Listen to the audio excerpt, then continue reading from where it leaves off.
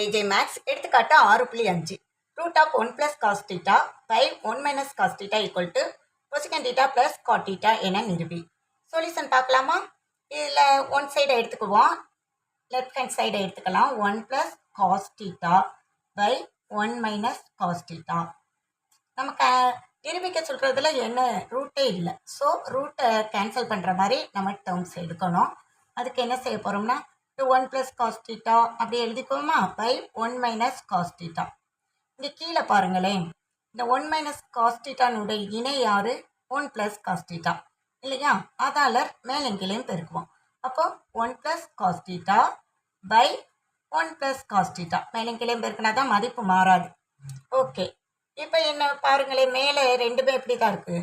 1 + cos θ the whole squared அப்படின்னு வந்துருச்சு. கீழே பாருங்க, இங்கே 1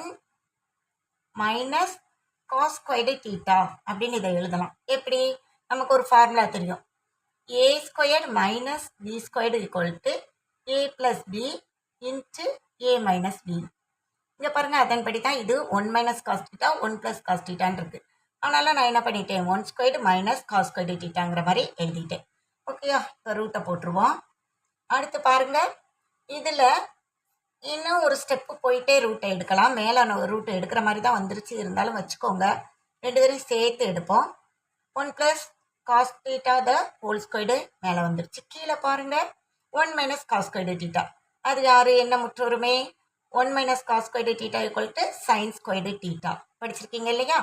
அதை எழுதிட்டோம். இங்கேயும் பாருங்க, ஸ்கொயர் இருக்குது, இங்கேயும் ஸ்கொயர் இருக்குது. அப்போ ரூட்டு கேன்சல் ஆயிரும். என்ன தான் வரும்? 1 + cos θ பை sin θ அப்படின்னு கிடச்சிரும். இது யாரு? பிரித்து எழுதிடுவோமா? 1/sin θவை நான் தனியாக எழுதிட்டேன், ப்ளஸ் cos θ பை sin θவை தனியாக எழுதிட்டேன்.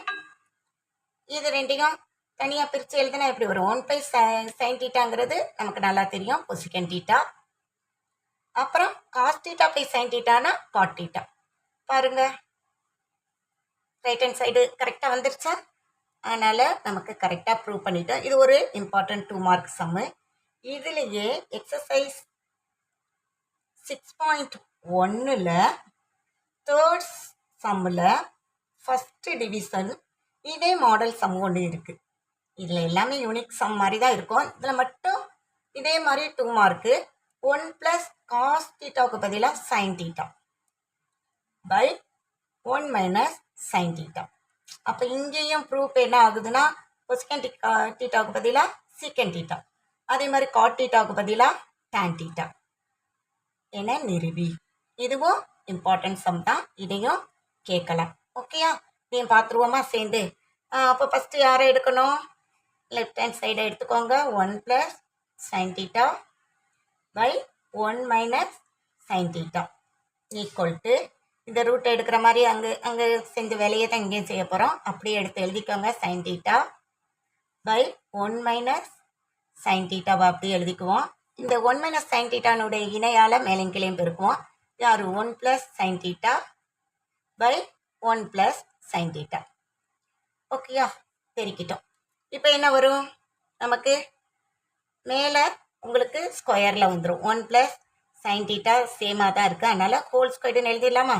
கீழே பாருங்கள், இங்கேயும் a - b a + b ஃபார்மில் இருக்குது, அதனால் a² - b² equal to a + b into a - bங்கிற ஃபார்முலாவை யூஸ் பண்ணலாம். அப்போ என்ன வரும்? இங்கே 1² 1 மைனஸ் sin ஸ்கொயர் θ அப்படின்னு கிடைக்கும் இல்லையா?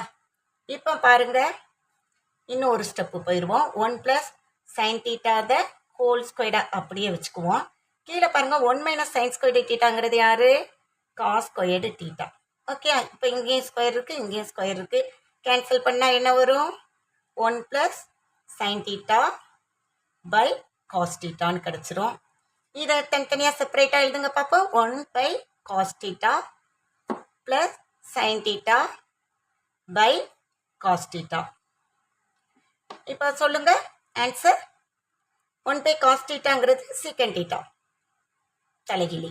அடுத்து sin θ பை cos θன்னா நமக்கு தெரியும் tan θ. பாருங்க, ப்ரூவ் பண்ணிட்டோமா? ஓகே, இந்த ரெண்டுமே சேம் மாடலில் வரும். இம்பார்ட்டன்ட் 2 மார்க் பார்த்துருங்க. தேங்க்யூ.